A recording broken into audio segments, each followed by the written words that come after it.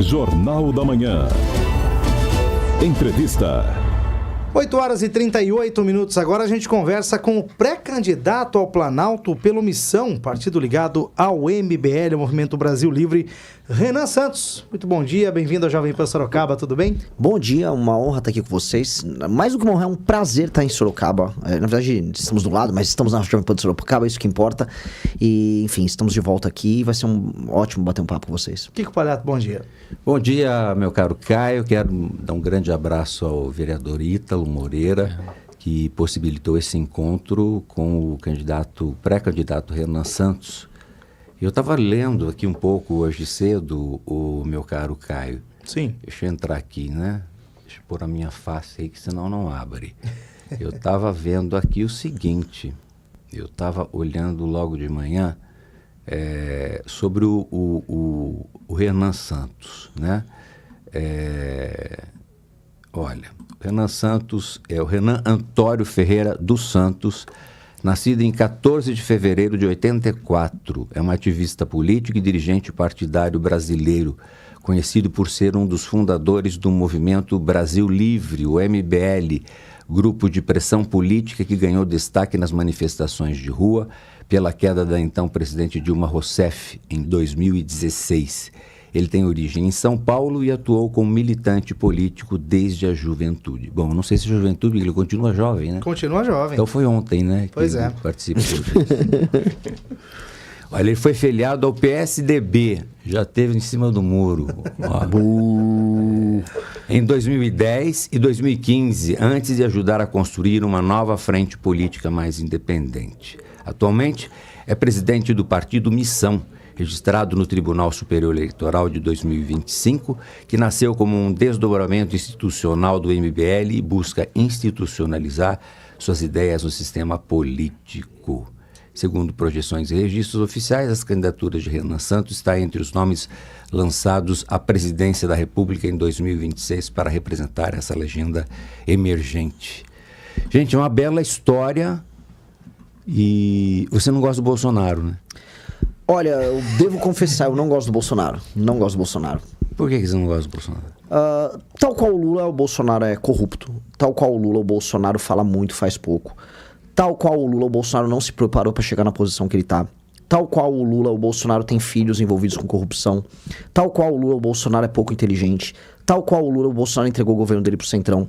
Tal qual o Lula, o Bolsonaro mais mente do que faz qualquer outra coisa. Então, se eu não gosto do Lula, eu também não devo gostar do Bolsonaro. Aonde você coloca que o Bolsonaro é corrupto? Basicamente o escândalo de rachadinha que envolvia o filho dele, Flávio, iniciou-se no gabinete do próprio Jair.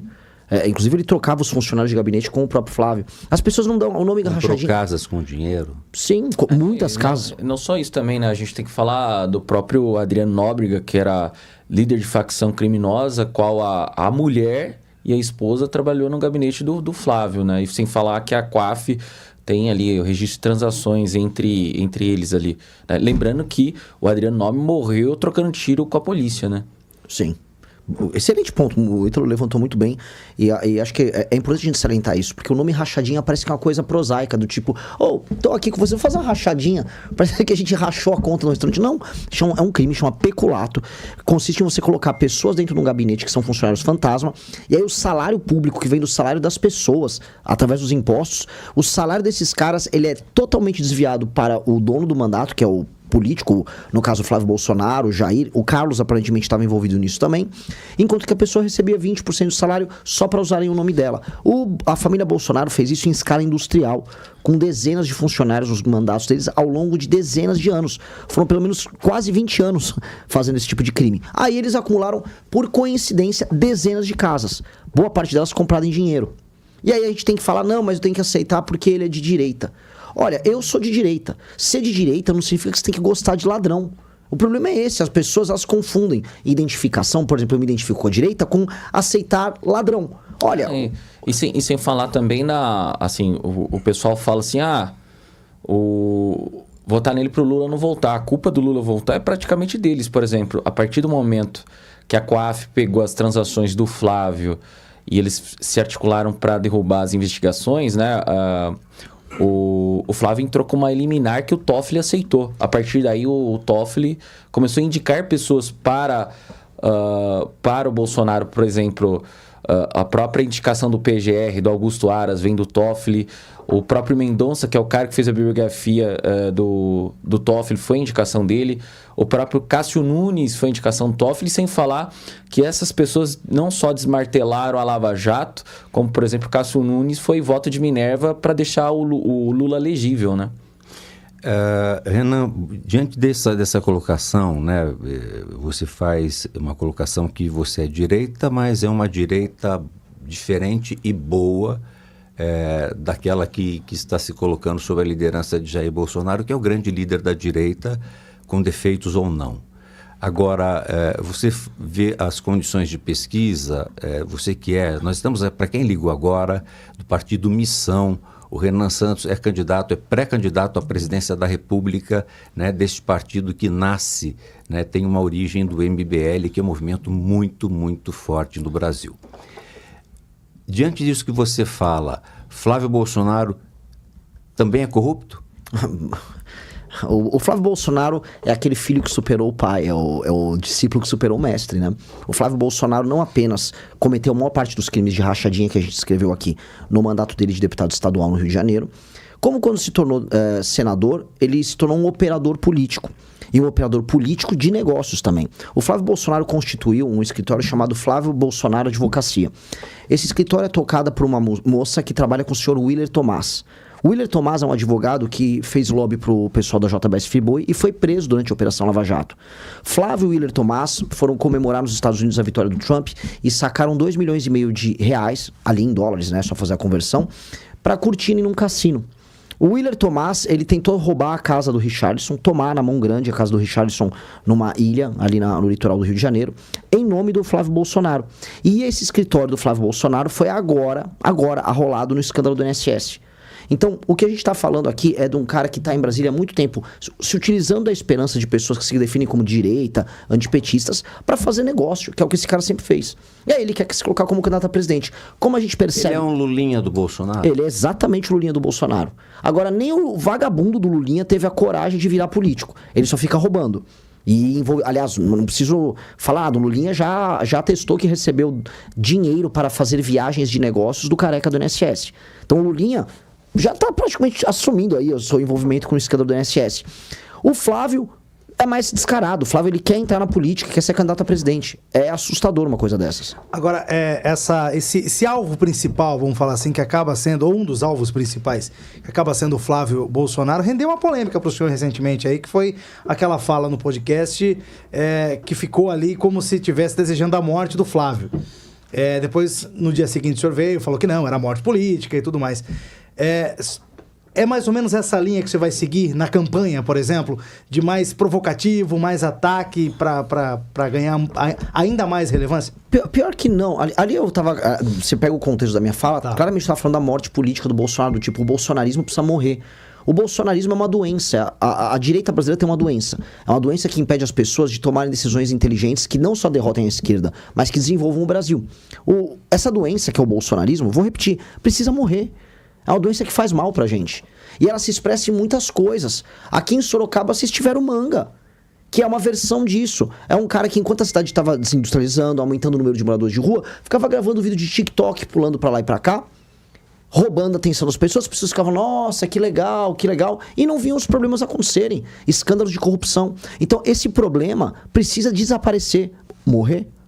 Precisa. E assim, nós precisamos fazer isso. Não adianta a gente só xingar o petista, o eleitor do PT, que fecha o olho para todos os escândalos de corrupção do Lula, quando nós, na direita, nos comportamos do mesmo jeito. A gente tem que fazer uma autocrítica. A gente não tem que ser só diferente do PT. A gente tem que ser melhor do que o PT. E aí, quando ficam endossando bandidos, eu tenho como função, porque eu sou de um movimento político que combateu corrupção, avisar, vocês estão defendendo o corrupto. O problema é que a gente olha, o cara que tá nos assistindo e é fã do Flávio Bolsonaro, ele não tem meios de defender o Flávio Bolsonaro, ele nem sabe como defender. No fundo ele sabe que é corrupto, mas ele só quer torcer pro cara. O que eu tô avisando, cara, olha, você quer torcer pra um cara corrupto? Eu participarei das eleições, eu vou deixar bem claro, você tá votando num ladrão. Vote um ladrão conscientemente, eu vou votar 22 num ladrão. Beleza, igual o cara que vota 13 num ladrão. Só não venha me falar que você tá fazendo isso porque é uma decisão patriótica ou porque você ama o Brasil. Não, você tá fazendo isso porque você gosta do cara. E outra coisa, paixão de homem é um negócio complicado. Os caras são apaixonados por eles. Então, né, tá apaixonado pelo Bolsonaro, faça e volta por paixão. Mas não venha falar que é por razão. Curiosamente, por mais que eu tenha essas opiniões duras, não é isso que está me fazendo, vamos dizer, rodar o Brasil. Eu sou hoje o pré-candidato a presidente com o maior número de propostas e proposições. Eu rodei o Nordeste falando basicamente sobre diminuição do número de municípios, reforma administrativa, fim do Bolsa Família no modelo que a gente conhece. E isso vem sendo interessante. Mas, naturalmente, sou instado a falar, o que você acha do Lula? Eu vou lá falar. O que você acha do Flávio? Eu vou falar. Agora, saiu uma Real Time Big Data hoje, que o senhor pontuou no eventual segundo turno, com 18% contra o Lula. O senhor vê crescimento desde que foi anunciada essa pré-candidatura? A gente conversou com o Kim recentemente, e aí eu até perguntei para ele sobre um eventual segundo turno, caso o senhor não conseguisse chegar ao segundo turno, a quem o senhor apoiaria? E ele falou, não tem hipótese, ele vai estar no segundo turno. Falei, mas no eventual... Não, ele vai estar no segundo turno. Então como é que o senhor pretende crescer a partir desses 18% hoje da Real Time Big Data? Eu não levo a Real Time Big Data a sério. É complicado falar isso, eu sou um pré-candidato a presidente, mas 70% das pesquisas, dos institutos de pesquisa no Brasil, são institutos que estão à venda, não são sérios. Então, quando vem o Real Time Big Data, eu conheço o instituto, não levo a sério. Assim como eu não levo a sério outros tantos, eu não levo a sério Paraná Pesquisa, por exemplo.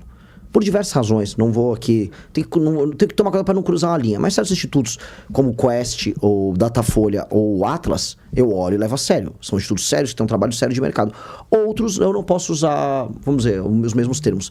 Na Atlas e na Quest, eu venho subindo consistentemente. Não exponencialmente, mas consistentemente. E o que essas pesquisas demonstram? Que eu cresço e vou especialmente bem nas gerações mais novas e pessoas com boa escolaridade. E eu acho que isso é um sintoma de um fenômeno político novo. Por quê?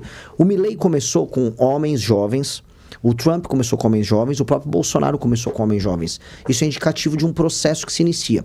Dito isso, né, quando a gente vai falar no longo prazo, no long run, nós não imaginamos e não vamos trabalhar em nenhuma hipótese para não ir para o segundo turno e não imaginamos nenhum cenário de segundo turno sem nós. Não senta num jogo imaginando que você vai perder. Eu não vou entrar no jogo imaginando que eu vou perder. Só acaba quando termina. Nós e nosso time só vamos trabalhar para ir ao segundo turno e não há nenhum outro cenário que não seja enfrentar o Lula e derrotar o Lula no segundo turno. Só para não perder o time, Kiko, rapidinho, ele falou sobre homens jovens. O Bolsonaro, inclusive, escolheu o Milley. Nicolas Ferreira. O que o senhor pensa do Nicolas? É uma farsa. O Nicolas Ferreira é uma farsa. O Nicolas Ferreira é uma continuação daquilo que a gente falou do Manga, do que a gente falou dos Bolsonaro. É entretenimento político para as massas. É uma farsa forte. É uma grande farsa. O Lula também é uma grande farsa forte. A Erika Hilton é uma farsa poderosíssima. O problema do Brasil é a ausência de pessoas que falem a verdade, que sejam autênticas e que falem dos problemas das pessoas e só entreguem para o próprio público que o público quer ouvir. Para a Erika Hilton, o maior problema do Brasil é pronome. E aí fica aquela massa de pessoas que apoiam ela falando disso. Pro Nicolas Ferreira, ele fica criando um culto ao redor dele. Por exemplo, saiu hoje na coluna da Malu Gaspar, o Nicolas Ferreira, não sou eu inventando nada, não é implicância minha. O avião, o jatinho que ele ficou viajando pelo Brasil com o André Valadão, os dois juntinhos, pareciam dois pombinhos viajando de cidade em cidade para apoiar o Bolsonaro. Sabe de quem era o avião? Não. Daniel Vorcaro. O Daniel Vorcaro, do Banco Master, bancou a turnê do André Valadão com o Nicolas Ferreira em 2022. No momento, o ano de 2022 foi um dos anos que mais o governo Bolsonaro beneficiou o Banco Master. Foi ali que saiu uma medida provisória que permitia o aumento do crédito consignado e o empréstimo sobre o crédito consignado. E o Cred Sexta, que era um produto financeiro corrupto que havia dentro do Banco Master, explodiu ali em 2022. Pois bem, nesse mesmo ano, o Daniel Vorcaro, o dono do Banco Master, cede um jatinho pro André Valadão, da Igreja Lagoinha, amicíssimo do Nicolas. Muito amigo. Um banco também, né? Que tinha a Clava Forte, uma fintech que fechou no dia que o Daniel Vorcaro foi preso. Curiosamente, aquelas coincidências que acontecem. E o Banco Master tem gente da esquerda e da direita? Tudo, direita, esquerda, centro, em cima, embaixo, tem... Se bobear, até a gente que tá aqui nessa sala tá e não sabe. É um escândalo bizarro. Ele comprou a República inteira. Esse Daniel Vorcaro, eu venho alertando as pessoas muito. Esse cara comprou a República inteira. Inclusive o Supremo. Óbvio. O Supremo está envolvido até o pescoço no escândalo do Banco Master. Veja, o Ricardo Lewandowski, que hoje é ministro da Justiça, mas estava no Supremo até ontem, ele tinha um contrato de 250 mil reais mensais para ser... não é nem assessor, consultor. O Guido Mantega, que não é STF, mas Foi ministro do Lula. recebia R$1 milhão por mês para fazer consultoria econômica. Primeiro, quem se consulta em termos econômicos com o Guido Mantega, um dos piores E ministros o da história do Brasil? ex-presidente do Banco Central, por que não agiu? O O Roberto Campos. Excelentes perguntas. Ele não agiu porque ele foi um dos primeiros a se tornar amigo do Daniel Vorcaro. O Ciro Nogueira, que era um lobista que também estava na folha de pagamento do Daniel Vorcaro, Presidente nacional do PP. Do PP. E foi ministro da Casa Civil do Bolsonaro. Enquanto ministro da Casa Civil do Bolsonaro, o primeiro ato que ele promoveu foi um churrasco com o Daniel Vorcaro, com o próprio Tarcísio, o governador de São Paulo. Fora as festinhas, né? Fora as grandes festonas envolvendo mulheres de vários lugares do mundo em que eles se divertiam às nossas custas. Pois bem, uma das primeiras reuniões foi junto com o Roberto Campos Neto, que recebeu 38 chamadas de outros bancos do mercado financeiro avisando as operações do Banco Master são fraudulentas. E o Roberto Campos Neto não fez nada, ele esqueceu. Só no final, já quando virou de governo, aí ele começou a fazer coisas contra o Banco Master, porque a situação do Banco Master ficou absolutamente insustentável. Eu li, peço permissão ao Caio, eu li parte das suas propostas. São propostas que realmente agradam, a diminuição do tamanho do Estado, na questão da segurança pública, na economia, uma menor intervenção do Estado, portanto uma economia liberal. Diminuir o número de cidades, você falou. Não é muito utópico, porque o sistema está podre, o Renan Santos. Como é que você faz isso com um Congresso que não vai mudar muito e que adora os mamilos do poder, das emendas parlamentares, tanto na Câmara como no Senado? A República está apodrecida. Como é que você não vai ser um Dom Quixote? Não, na verdade, o problema... E o que você deixa dessa campanha, a presidência da República, ganhando ou perdendo? Vamos lá. Primeira pergunta é viabilidade das minhas propostas. Se você reparar, as minhas propostas elas são absolutamente normais. O Brasil é um país tão absurdo que você fazer o normal se tornou uma revolução. Então, quando a gente fala, o Brasil, ele está tomado de municípios, assim, é um número bizarro, agora tem mais de 5.500 tantos municípios. Quando você olha esse número, você fala, isso não é normal. Boa parte desses municípios, mais de 2.000, tem como principal atividade econômica a administração pública, ou seja, dinheiro público. Os municípios, portanto, são ficções. Qualquer administrador público racional falaria, vamos fundir esses municípios. Isso não é revolucionário, não deveria ser. Mas no Brasil soa revolucionário, soa quixotesco, como você colocou, porque no Brasil a gente nunca faz o básico. No Brasil, quase 94 milhões de pessoas estão vivendo em alguma medida de auxílios, e a população é de 213 milhões. Quando você tira as crianças, os jovens que não trabalham e pessoas que têm, vamos dizer, problemas de saúde incapacitantes, a gente percebe que a maior parte das pessoas não está trabalhando e produzindo, está dependendo do Estado. E a gente acha isso normal também. A gente acha anormal no Brasil... Ou melhor, a gente acha revolucionária a ideia de que um bandido reincidente que te assalta 2 vezes, ele tenha que ficar em cana por mais de 15 anos. Nos Estados Unidos é assim, nos Estados Unidos você sacou uma arma em público e eventualmente ameaçou alguém, nem roubou alguém, ameaçou alguém, são décadas na cadeia. Aqui no Brasil o cara sai depois de meses se ele te comete um assalto à mão armada, rouba teu celular. E aí eu falo, não, vou aumentar as penas. Mas cuidado, isso é revolucionário. O problema é fazer o básico parece revolucionário porque ninguém tem vontade política. Há um problema de vontade política, de fazer sacrifícios pela vontade política. E eu vou dar alguns exemplos históricos de pessoas que conseguiram fazer, de pessoas diferentes. O Fernando Henrique Cardoso... Conseguiu. E ele não era um homem popular, ele era um sociólogo. Se botasse ele pra conversar aqui, ia ser chato pra caramba. Dito isso, o Fernando Henrique Cardoso conseguiu passar mais do que qualquer outro presidente. Michel Temer conseguiu passar várias coisas no governo dele. Sim, na reforma trabalhista, querendo ou não, foi positivo. Exato. Quer mais uma? Fernando Collor de Mello. Fernando Collor de Mello, ele fez a abertura comercial do Brasil, fez alterações no início do mandato dele na Constituição. Não estou aqui julgando... Errou muita coisa, mas na economia ele deu um passo importante. Exato. Então, assim, eu não estou nem fazendo um julgamento final dos mandatos dele. Estou falando assim, quando quer, faz. E aí eu posso voltar no tempo, eu vou encontrar outros presidentes que, quando quiseram, com os mesmos problemas que nós temos, fizeram. Juscelino Kubitschek... No início do mandato, né? Sim. Sempre no início, com popularidade em alta. Em defesa do Fernando Henrique, ele fez isso nos 2 mandatos dele.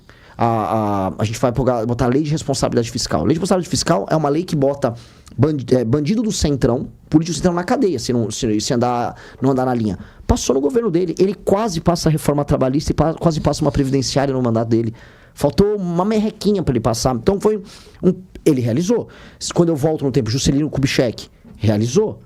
Quando eu volto no tempo... O próprio Vargas, por mais que foi um ditador, no período que ele foi presidente, ele realizou algumas coisas. Então, quando o presidente quer e há um trabalho assim, focado, ele realiza. O problema, eu jogo o desafio para todo mundo que está nos assistindo. Qual era a proposta do Lula quando o Lula entrou no poder? As pessoas não vão lembrar. Não tinha proposta. O Lula, ele não apresentou um plano de governo quando ele ganhou. O Lula sequer tinha apresentado quem ia assumir a economia. O Lula ganhou falando que ia dar picanha. Ele fez uma carta, né? Carta aos brasileiros. Em 2002. Isso, para acalmar o mercado, porque ninguém imaginava o que ele poderia fazer. Um candidato de esquerda vencer. Aliás, o único candidato que começou a esquerda a governar o Brasil, basicamente, sempre foram militares e presidentes da direita, né? Nós temos, na verdade, uma esquerda. Só João Goulart, que também tinha primeiro-ministro... o Tancredo Neves, mas se a gente for ver na história, a partir de Lula e Dilma, que a gente pode ter no primeiro mandato do Lula, que surfou na onda do Fernando Henrique, depois nós tivemos uma gastança pública imensa, né? O Estado pesado, veja os Correios aí quebrado, um rombo atrás do rombo e não se privatiza. Né? Sim. Deixa eu fazer uma última pergunta da minha parte, pelo menos, e aí me permita te provocar um pouco. Deve provocar, fique à vontade, não por favor. Não precisa ser a última, não, pode ser bastante. Você falou que o Nicolas é uma farsa, você falou que o Lula é corrupto, que o Flávio é corrupto, atacou esquerda e direita. Ganhando a eleição, seu partido ainda é um partido pequeno, minoritário. Como é que você vai governar? Bom, primeiro, se eu ganhar a eleição, coisa que eu vou trabalhar muito seriamente para conseguir, significa que eu também vou fazer uma bancada grande. Então, meu partido não será mais um partido pequeno. Se eu ganhar a eleição vindo de um partido que está na sua primeira eleição, eu só o farei por ser parte de uma eleição que será plebiscitária. E o que é uma eleição plebiscitária? O tema da eleição será destruir o crime organizado. A pessoa vai votar na urna 14 se ela quer derrubar o crime organizado. E se ela não quiser derrubar o crime organizado, se ela não quiser prender e matar as lideranças do crime, ela vai votar 22, ela vota 13. É um plebiscito.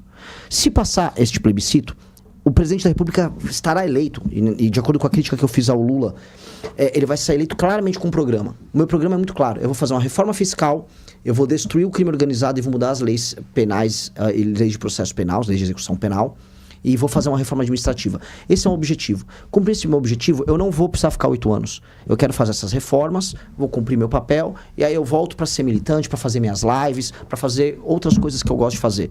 É igual o Cincinnatus que teve em Roma. Cumpri meu papel, ele cumpriu o papel dele por Roma e foi morar no campo, foi morar numa fazenda. Eu não vou morar na fazenda, não sou fazendeiro.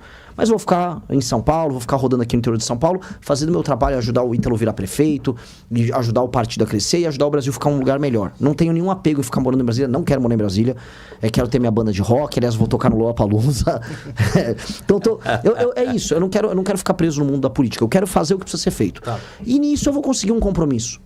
Porque todo mundo sabe que os partidos se vinculam a uma coisa, a ideia de reeleição. E aí eles sabotam o governo vigente com a ideia de que, poxa, se eu sabotar ele não se reelege e eu consigo fazer parte de um arranjo novo. Eu não vou querer me reeleger. Eu quero fazer apenas um governo, e é um governo que vou fazer essas reformas mudam a história do Brasil. Portanto, os termos da negociação ficam muito mais simples. Renan, você vive do quê? Você é formado no quê? Vive do quê? Eu abandonei a faculdade de Direito da USP. Eu passei em Direito na USP, era um aluno muito bom na escola, entrei na faculdade de Direito, larguei e aí eu virei empresário. E comecei a trabalhar com empresas metalúrgicas que passavam por dificuldades, recuperei algumas, vendemos e tal. Quer dizer que você entrou no setor do Lula. Só não perdi o dedo, né? Metalúrgico. Só não perdi o dedo. Inclusive tinha clientes aqui na cidade, a Gestamp, a antiga Etia, eu fornecia para eles. E, aliás, é uma das coisas que eu noto aqui de Sorocaba. Uma parte importante da indústria de Sorocaba desapareceu. É um problema que a gente tem que lidar. Vocês tiveram competição com a China em muitos termos, então parte da indústria automobilística de Sorocaba, aqui vocês tinham muitos sistemistas, desapareceu. Até veio um sistemista chinês aqui na frente do condomínio, né? Uhum. Vocês tinham uma empresa, tinha a Voben Wind Power. Exato. Ela mudou e depois fechou. Depois fechou. Tinha 2 empresas de eólica aqui, eu cheguei a fornecer para elas. A Texis. E aí, o que aconteceu? Hoje a indústria eólica está gigantesca no Nordeste. Quer dizer que daí você ficou rico e pôde parar. Não fiquei rico, não. Não fiquei rico, não. Veio a famosa crise da Dilma Rousseff de 2012, você 2013. Você deu azar, né? Porque agora que você podia voar no jatinho do Vorcado... Pois é, agora eu participar das festinhas, agora eu tô pobre, não tenho utilidade. Faço posição. O que aconteceu? Eu tenho as empresas, né, a gente começa a sair porque vem aquela crise que pegou primeiro o setor metalúrgico, o setor industrial como um todo, 2012, 2013, 14 o Brasil quebra. E ali eu fundo o MBL. Eu tenho hoje uma empresa de consultoria de mídia, que eu trabalho com meu irmão também tem uma produtora, eu trabalho junto com ele em negócios paralelos que ele tem, e faço meu trabalho de ativismo no Movimento Brasil Livre e hoje agora no partido político. Então, é uma vida corrida, mas uma vida que vale a pena ser vivida. Eu tenho orgulho do que eu faço. Vamos tomar um café? Voltamos. Olha, nós estamos com o Renan Santos, que é candidato do Missão, um partido que nasce, né, suas origens, estrutura do ideário do MBL, que tem uma força nacional e que agora o Missão é um partido pequeno e que tenta ganhar raízes em todo o país. E o Renan Santos é candidato à presidência da República, é pré-candidato, é polêmico demais. Imagina os debates de televisão com a participação do Renan Santos, com essa língua afiada, né? E ele continua com a gente na Jovem Pan. Olha, eu vou pedir, Alana, para que algumas pessoas, se quiserem fazer pergunta ao Renan Santos, usem o 21020391. Por favor, nome. Tá? Nome e localização. 30 segundos ali para por favor, senão o sistema bloqueia. Se passar de 30 segundos, ele bloqueia. Então, 21020391. A sua missão agora, ouvinte da Jovem Pan, é perguntar. Vamos tomar um café, Excelsior? Vamos lá, tomar um café, Excelsior. Né, Produtos da Pan. Não, o time foi bom, né? Foi bom. Aliás, o rapaz ali também é ataque e contra-ataque o tempo inteiro, né? Daqui a pouco tem mais perguntas para ele. Tem, afiado. Aqui no Jornal da Manhã da Jovem Pan. A gente volta já.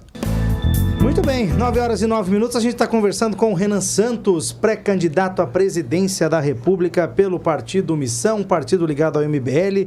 Nossa audiência está alta, inclusive no YouTube. Agradecer a todo mundo que participa com a gente. Já tem participação do pessoal também com áudio pelo 2102-0391. Deixa eu já abrir esse segundo bloco de entrevista com o Renan Santos, Renan, falando sobre anistia. Renan Santos é eleito em outubro, assume em janeiro. E dá anistia. Perdão pro Bolsonaro. Qual é a sua posição, o seu posicionamento em relação à anistia? Meu posicionamento é desnecessário. Eu vou explicar por quê. Meu primeiro foco tem que ser guerra ao crime organizado. Eu tenho que estar preocupado em prender gente, não em soltar gente no primeiro dia. Lógico que eu acho exagerado o que fizeram com alguma daquelas pessoas que foram presas. Elas cometeram crimes e foram presas. E eu acho curioso que o senhor Alexandre de Moraes tenha penas mais altas para elas do que quando a gente vê as prisões que acontecem por conta de gente que participa do crime organizado, tem penas mais baixas. Então eu vejo uma desproporção ali. Vejo, isso é uma coisa que nós poderemos tocar. Só que não é a minha prioridade maior. Quem coloca esse tema, quem coloca soltar essa turma do Bolsonaro como prioridade no momento que o Brasil precisa prender gente do crime organizado, eu acho que não está vivendo no país chamado Brasil. País chamado Brasil, o crime organizado está tomando cidade por cidade. A gente tem um dever de Estado em resolver isso. Então, eu vejo muita gente falando isso porque é um tema que movimenta a discussão em redes sociais. Mas isso não é a minha maior prioridade, de maneira alguma. Nem tem que ser de nenhum presidente. E não que eu não reconheça, e não que eu não faria esforços para pessoas que foram alvos de justiça, porque muitas foram, vê-las soltas. E trabalhar com o Congresso para soltar as pessoas que foram alvos de justiça. Sim, com certeza, porque o que é injusto tem que ser combatido. Dito isso, colocar isso como principal tema de campanha, como está fazendo, sei lá, o Flávio Bolsonaro, eu acho coisa de gente que não vive no Brasil. Eu acho que ele só está preocupado, no fundo, com o pai dele. Que é a grande anistia que ele quer do pai dele. O que você acha e tem de proposta para as minorias? Lei e ordem. E respeito à individualidade das pessoas. Se a pessoa tem a individualidade dela e quer expressar a subjetividade, o jeito de vida dela, vai viver e seja feliz. O que a gente não vai admitir é utilizar a estrutura pública para pregar uma determinada visão de mundo que eventualmente venha ofender os outros. É isso. Agora, lei e ordem. Se uma pessoa é trans e aí essa pessoa é alvo de uma violência por conta disso, lei e ordem pro cara que agir com violência contra ela. Muita lei e muita ordem para essa pessoa. Agora, usar o Estado como propagador de uma visão de mundo, não, olha só criança pode ser trans, cara, não e não mesmo, e a gente vai combater isso. Você acha que o PT doutrina? Acho que faz parte de uma política histórica, não só do PT, mas das esquerdas como um todo, e não só no Brasil, mas no mundo inteiro. Bom, para pegar um exemplo americano, para a gente mostrar que isso não é privilégio só do PT.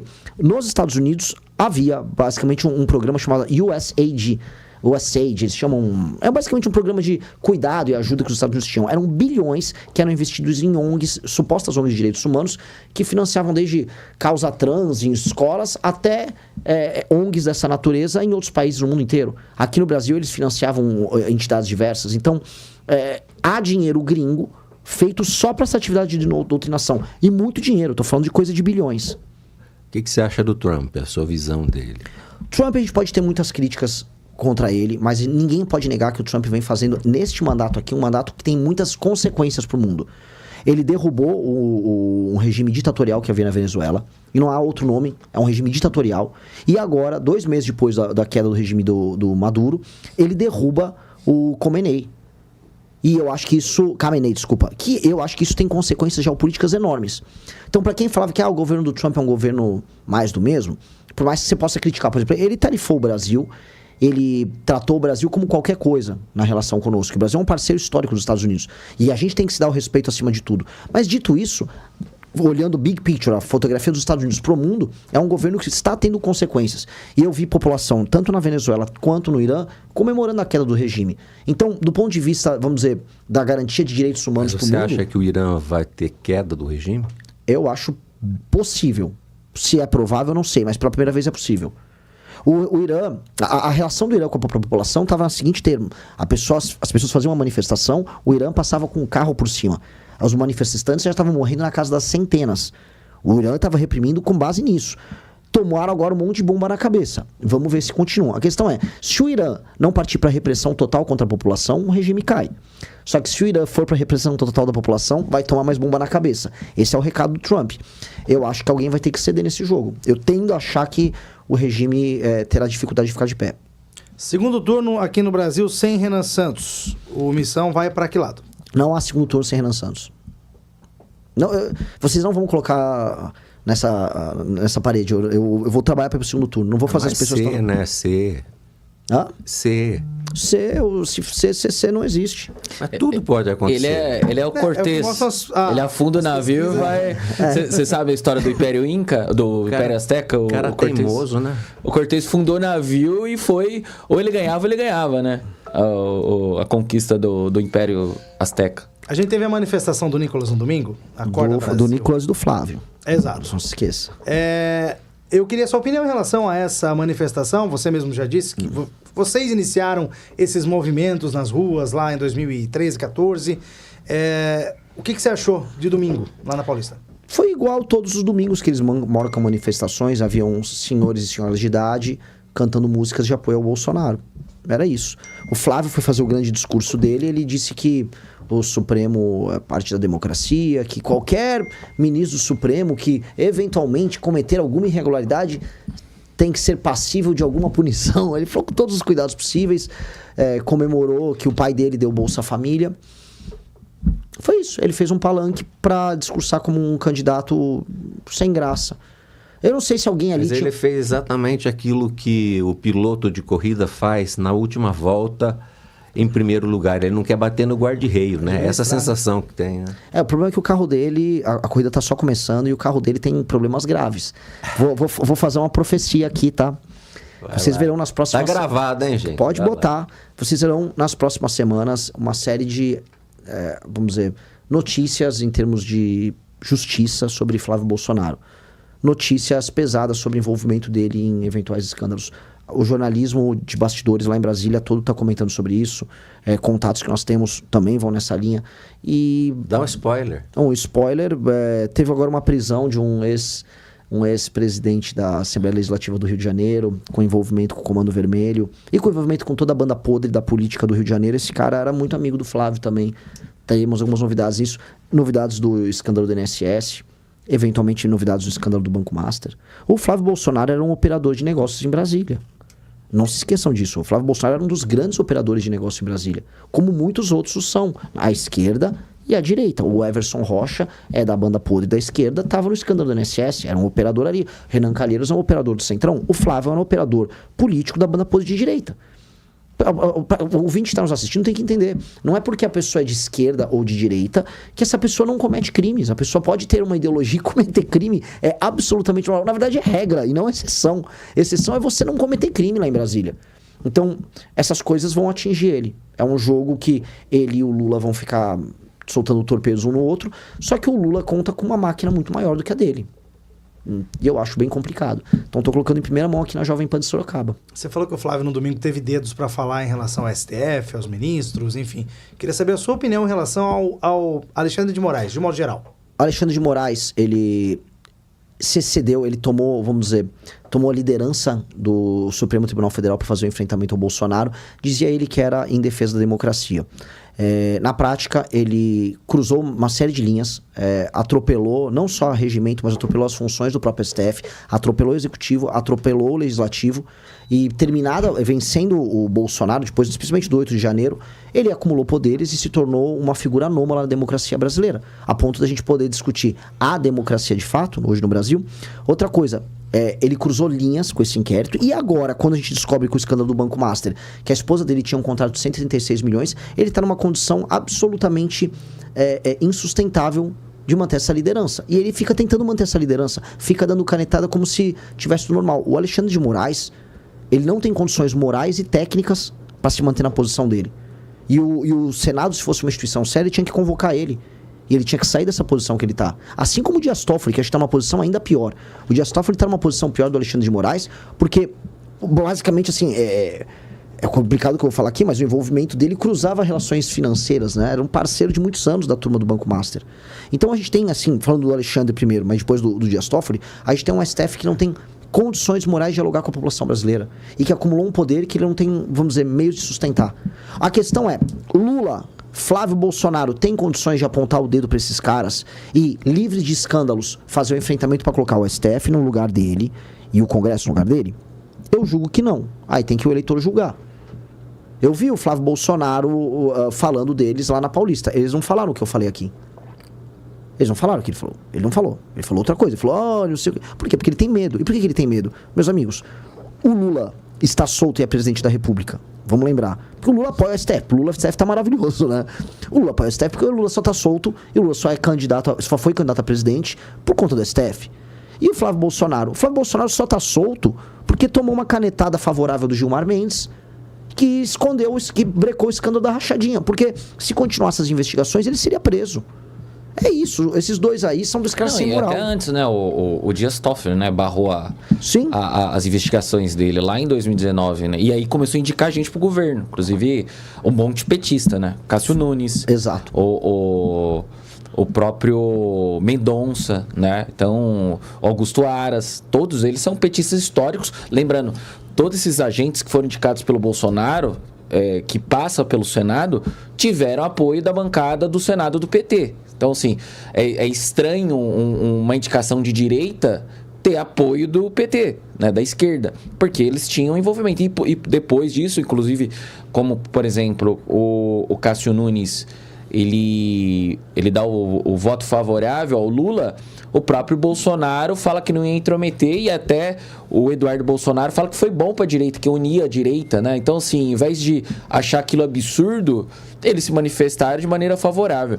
Sem falar também no próprio esforço quando nós tivemos a CPI da Lava Toga, porque o Flávio Bolsonaro, a família Bolsonaro ajudou a barrar a Lava Toga no Senado. Inclusive o falecido Major Olímpio rompeu com o bolsonarismo exatamente porque ele queria levar em diante, né, a CPI da Lava Toga. Inclusive perseguiram tanto o Major Olímpio quanto a juíza Selma, né? Eles atacaram e tudo mais, né? Então, tem que olhar para esse fator histórico.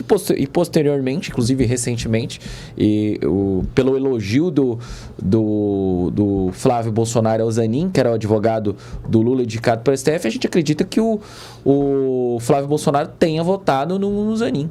Sim. Agora, tá chegando mensagem aqui de texto, Renan, do Rafael, o 20 Rafael, ele pergunta em relação... Posso pedir o seguinte, a Alana pediu um pequeno intervalo. Ah, tá. Aí a gente volta com perguntas e com o ouvinte que Pode ligou ser. para o 21020391.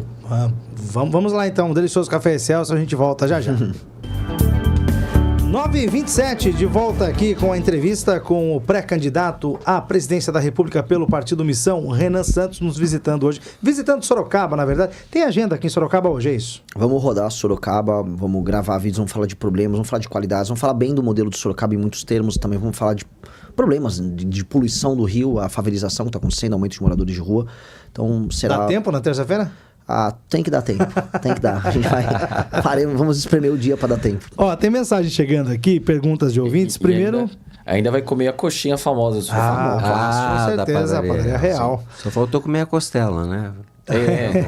O Rafael mandou mensagem pra gente aqui, Renan, perguntando da sua opinião ou qual é a sua visão do fim da escala 6x1. Pelo fim ou por manter a escala 6x1? Olha só, a escala 6x1, ela atinge...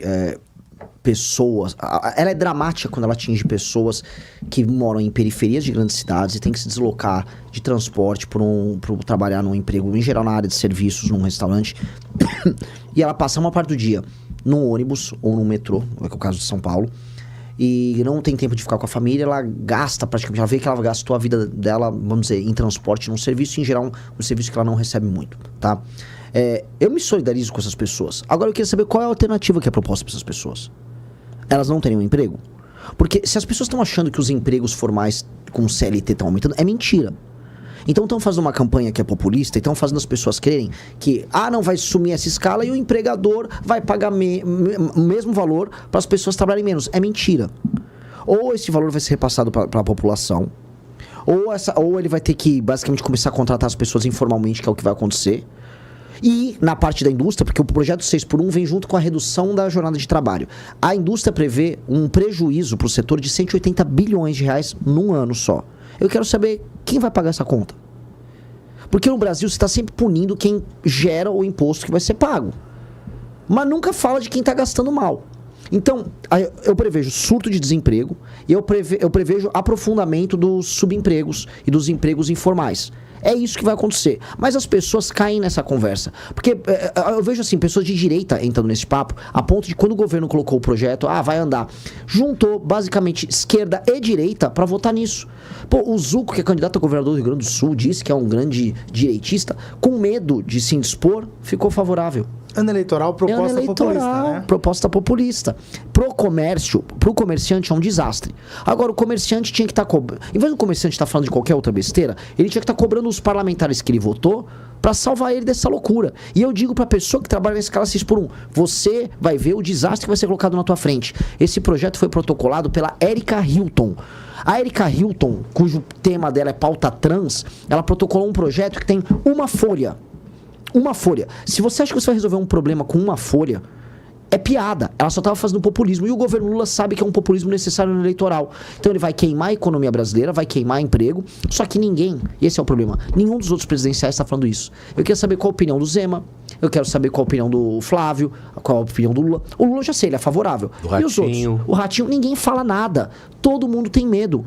Todo mundo tem medo. Eu sou o único presidencial que estou falando. Isso é loucura, isso vai gerar desemprego para as pessoas, isso pode gerar fechamento na indústria e no comércio. E aí depois que acontecer, aí vai todo mundo procurar uma maneira, como sempre acontece no Brasil, de fazer uma gambiarra.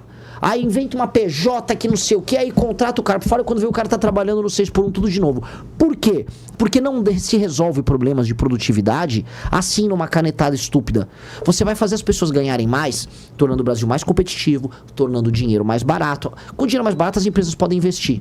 Se o governo gastar menos, sobra mais espaço de investimento, aí a pessoa que mora numa periferia distante, que é a que mais sofre com a escala 6x1, vai ter um metrô, vai ter um sistema de transportes mais adequado, ela não vai viver em trânsito como ela vive hoje, ela vai poder se deslocar mais fácil, a vida das pessoas melhora, a gente investe em educação, as pessoas mudam para outros empregos, para outras modalidades, as pessoas podem fazer seus horários de trabalho, a gente reforma as leis trabalhistas brasileiras, aprofundar a reforma trabalhista, para que a pessoa e o empregador montem a sua própria escala de trabalho, que não seja tão engessada como a CLT.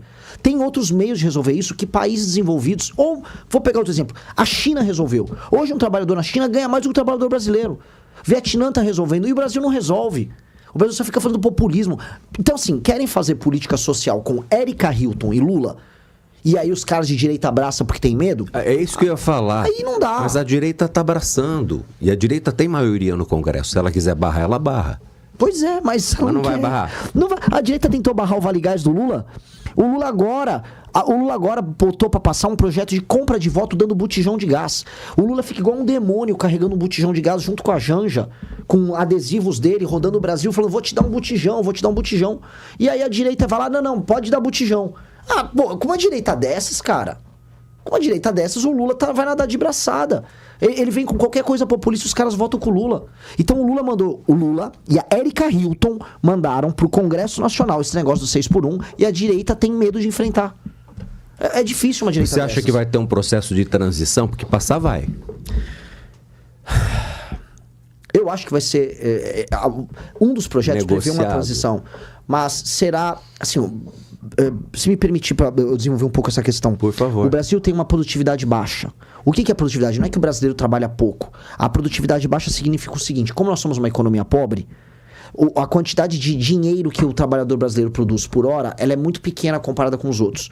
Portanto, para o brasileiro pagar as contas, num país que as coisas estão cada vez mais caras, ele tem que trabalhar mais. Se você fizer o brasileiro trabalhar menos, o brasileiro só vai ficar mais pobre. Não vai acontecer outra coisa. A gente só vai fazer a população ficar mais pobre. Então, o que esses caras estão fazendo é a população ficar mais pobre. E por que eles querem fazer a população ficar mais pobre? Quem é que vota no PT? Quem vota no PT é a pessoa que vive de auxílio do governo. E quem é que não vota no PT? É a pessoa que é autônoma, que tem um emprego, ou que presta um serviço, ou que é um pequeno empresário. Esse cara não vota no PT. Pois bem, quando você reduz a capacidade da pessoa gerar dinheiro e a pessoa passa a depender do governo, a pessoa vai ficar agradecendo. Obrigado, painho, me deu um botijão. É isso que esses caras querem. Quem que sofre com o aumento de impostos? Tem ouvinte agora querendo falar, só queria fazer essa última colocação. Todos sofrem com aumento de impostos, só que as pessoas que mais sofrem com aumento de impostos são as pessoas mais pobres, porque elas não poupam o dinheiro. Elas gastam todo o salário delas no mês com consumo.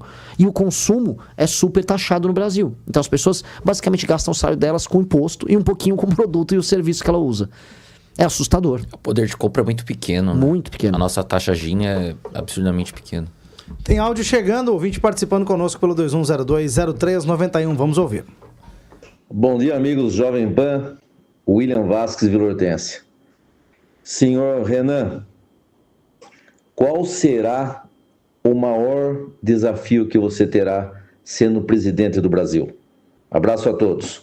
William Vasques. Obrigado, William Vasques, pela pergunta. Eu vou falar, temos 3 desafios, como eu falei aqui. Eu sou pré-candidato a presidente, todo mundo sabe quais são as 3 coisas que eu quero fazer. Eu quero fazer um super ajuste fiscal com resolução dos problemas de competitividade, com uma agenda de competitividade do Brasil. Posso entrar em detalhes, e eu acho que isso não é problema de passar. Inclusive eu passei na transição. A outra coisa é destruição do crime organizado com mudanças profundas na lei penal e a lei de execução penal.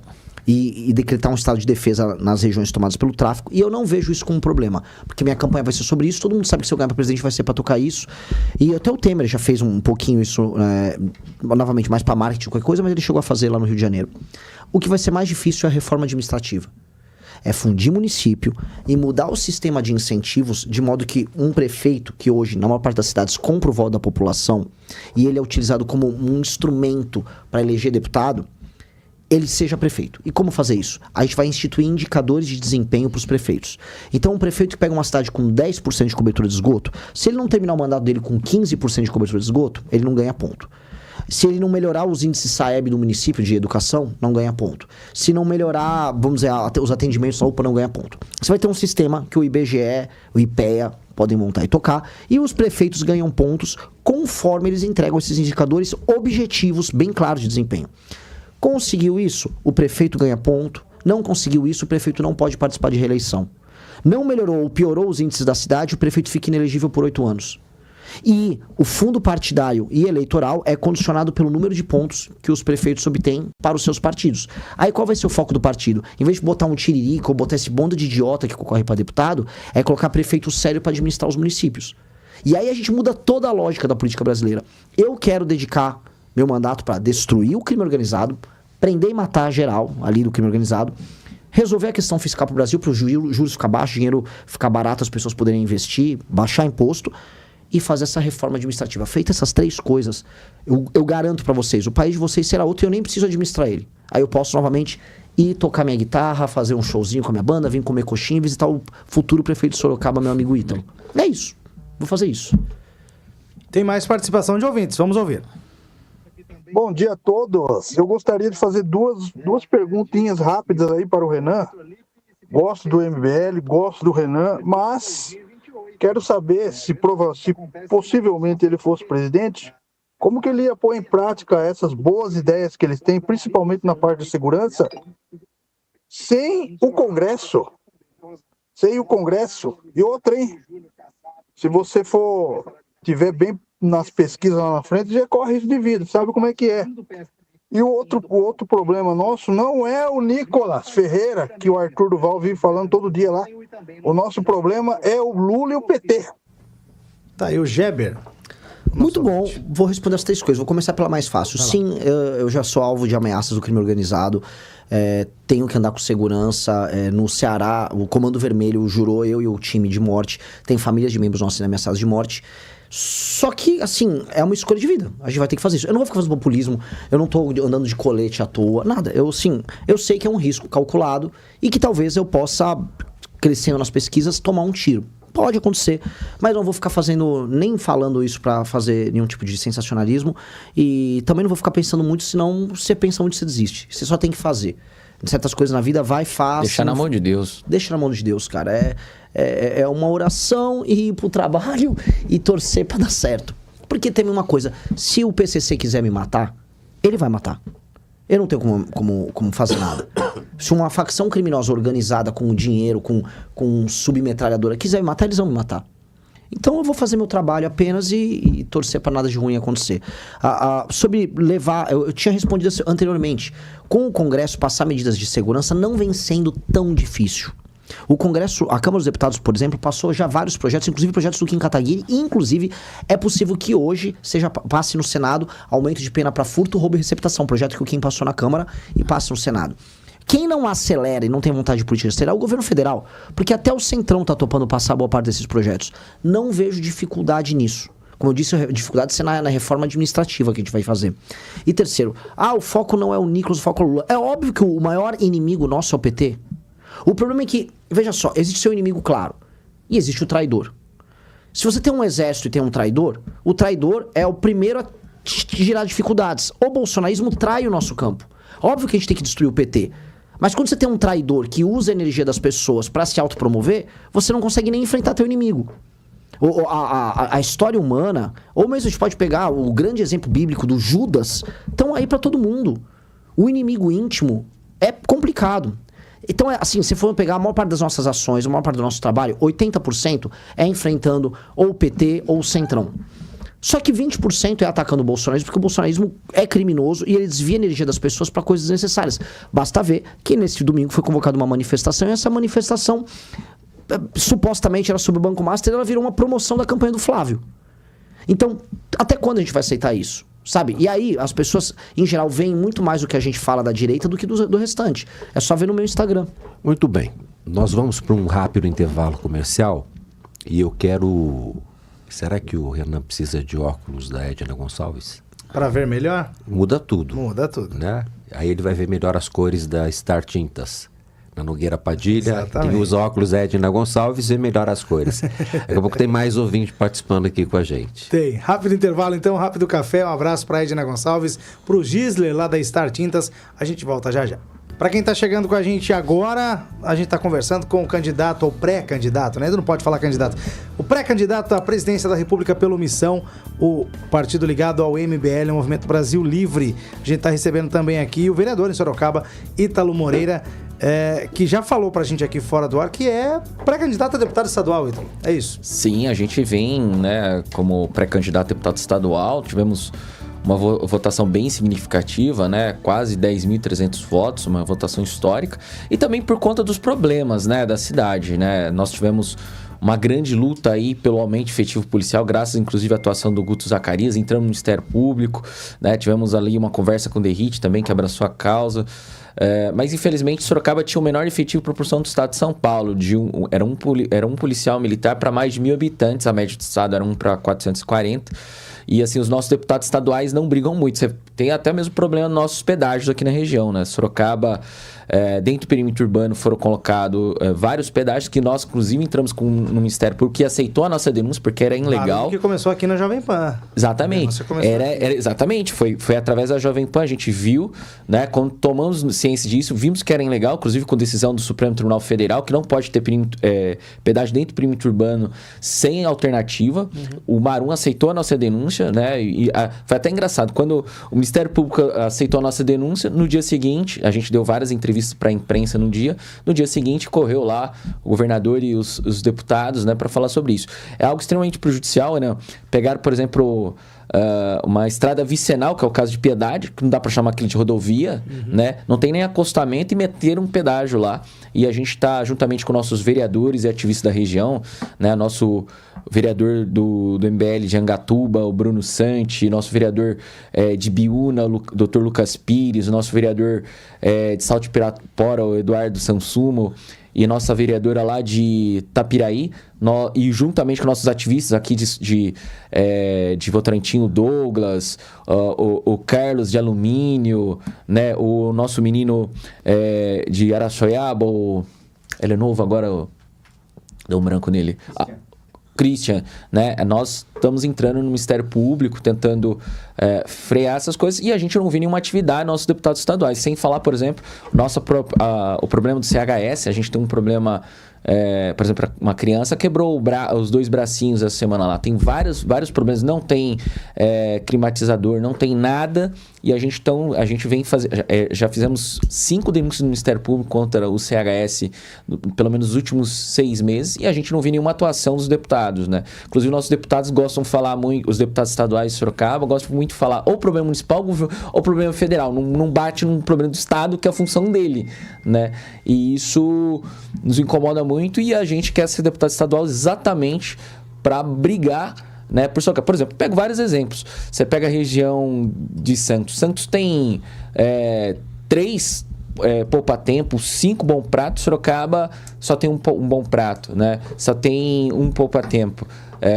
A nossa FATEC, as estruturas são ainda dos anos 70, não teve nenhum investimento de grande porte. A nossa Unesp tem um dos menores campos. Você pega cidades menores, regiões metropolitanas, regiões menores que Sorocaba, que tem campos maiores que o nosso campus. E assim, eu acho que o Estado tem que olhar com mais carinho para a cidade de Sorocaba. Por exemplo, na área de saúde é absurdo, por exemplo. O homem já está em campanha aqui. PET-scan. Nossa senhora, não para de falar. Sorocaba não tem o PET-scan. Daqui a pouco ele vai se candidatar a presidente da República. Não, mas o PET-scan não tem nem... A gente não tem nem o PET-scan, que é uma ferramenta para o tratamento de câncer, um exame importante.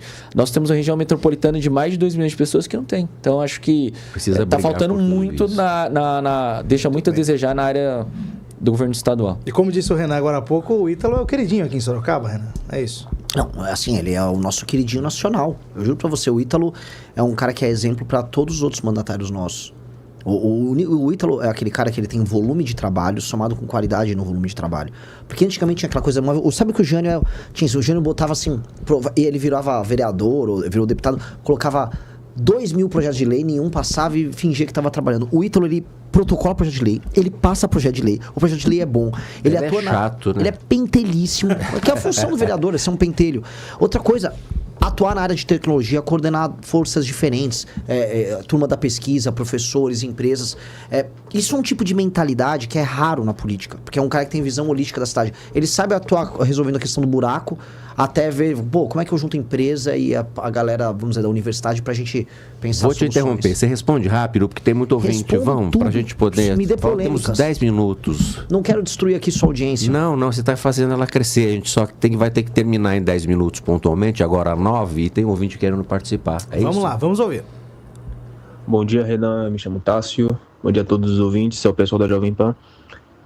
Eu gostaria de saber quais são os projetos que você tem para o Nordeste. Eu sou de Salvador, na Bahia. E quais seriam, no caso, as principais propostas que você teria para melhorar a vida dos nordestinos? Sorocaba chegando ao Nordeste. Pois é. Primeiro projeto. O Nordeste está sendo tomado agora pelas facções, especialmente pelo PCC e o Comando Vermelho. O nosso estado de defesa a gente vai colocar em todos os bairros, em todas as cidades tomadas pelo crime, vai atuar primeiro no Nordeste. Para dar o nome, primeiro lugar, dia 5 de janeiro de 2027, eu estarei em Salvador e depois em Fortaleza, retomando bairros das cidades que estão tomados pelo crime. TCP, Comando Vermelho, todos eles, assim, nós temos que iniciar esse projeto. 2, qual o grande problema do Nordeste depois da segurança pública? A ausência de atividade econômica. A atividade econômica no Nordeste é menor, você tem cidades inteiras sustentadas pelo Estado. Nós vamos montar zonas econômicas especiais em toda a região Nordeste, como existe na China, tá? Com impostos menores para produção, para exportação. E vamos aproveitar uma coisa que é uma dádiva que o Nordeste tem. Olha só que dádiva. O Nordeste é a região no mundo com maior potencial para geração de energia renovável. E o que vai faltar para o mundo agora, nas próximas décadas? Energia. Porque o mundo vai ser o mundo dos data centers, é o mundo da inteligência artificial, das criptomoedas, das redes sociais. O mundo precisa de data center. O Nordeste tem energia barata. Nós vamos trazer as empresas de data center no mundo. Só a título de curiosidade, lá na Patagônia, lá na Argentina, a OpenAI, que faz o chat GPT, está gastando 25 bilhões de dólares investindo para fazer um data center. Eu vou meter data center no Nordeste, usando a produção bizarra que o Nordeste tem e pode ter de energia eólica e energia solar. A eólica era para agora, Sorocaba tá se aproveitando disso. Mas, né, tem um pouco de falta de visão, inclusive do governo estadual aqui, sobre isso. Isso aí vai gerar não só arrecadação enorme, mas vai gerar empregos de altíssima qualidade. E você vai começar a trazer engenheiros pro Nordeste. Você vai começar a ver, fazendo data center no Nordeste, gente migrando de São Paulo pro Nordeste, gente migrando de Santa Catarina pro Nordeste. E esses data centers vão mudar a vida das pessoas. Outra coisa é levar, e aí o Estado tem que atuar junto, levar o agro organizado para dentro do Nordeste, para irrigar o sertão. E levando o agro organizado, criar cadeias produtivas que gerem complexidade. Por exemplo, se eu produzo milho, o milho eu tenho que botar uma refinaria para produzir biocombustível de milho, com empregos mais altos e com mais arrecadação. O Nordeste não é um bicho de 7 cabeças para resolver. A questão é que alguém tem que olhar e falar, não vou resolver dando bolsa. Chega desse negócio de Bolsa Família. Eu vou resolver o Nordeste botando lei e ordem e gerando emprego. E agora, neste momento da história, o Nordeste está numa posição privilegiada. Vamos usar essa posição privilegiada. Tem energia e tem terra. Bora, vamos fazer isso. Então, haverá um foco gigante no Nordeste, porque minha tese é a seguinte. Quem resolveu o Nordeste, resolve o Brasil. Muda a qualidade da representação política no Nordeste, muda os problemas de DH, resolve o problema de imigração interna. Resolver o problema de imigração interna, aqui em Sorocaba vocês vão sentir. Vocês vão produzir produtos que vão servir a galera do Nordeste e, ao mesmo tempo, não vem pessoas para gerar pressão habitacional aqui, que é o problema da migração interna, morador de rua. Todo mundo sai ganhando. Então, esse é um foco bem grande meu. Renan, obrigado pela sua presença. A gente gostaria de ficar falando mais 2 dias com você, mas o horário está chegando. Tem esporte aí para encerrar essa edição. Obrigado pela sua presença. Eu te agradeço demais, foi um prazer e... Poxa, adorei a participação. Grande entrevista. Nós também. Foi bem legal. Tô bem feliz, tá? Uma honra também estar com o Ítalo e tamo junto. Me sigam no Instagram, Renan Santos MBL, quem quiser acompanhar. Eu não sou um cara que vou ficar xingando os outros. Se me botarem pra ficar o dia inteiro fazendo proposta, eu vou fazer proposta. Eu sou honesto. Se me perguntar o que eu acho do Lula, eu vou falar. Se me perguntar o que eu acho do Bolsonaro, eu vou falar. Você falou que os dois são ladrões. São, muito ladrões. Tá bom. Renan Santos, pré-candidato a presidente pelo Missão, falou com a gente aqui no Jornal da Manhã, da Jovem Pan Sorocaba. Se você gostou desse vídeo, me siga para mais opiniões centavos.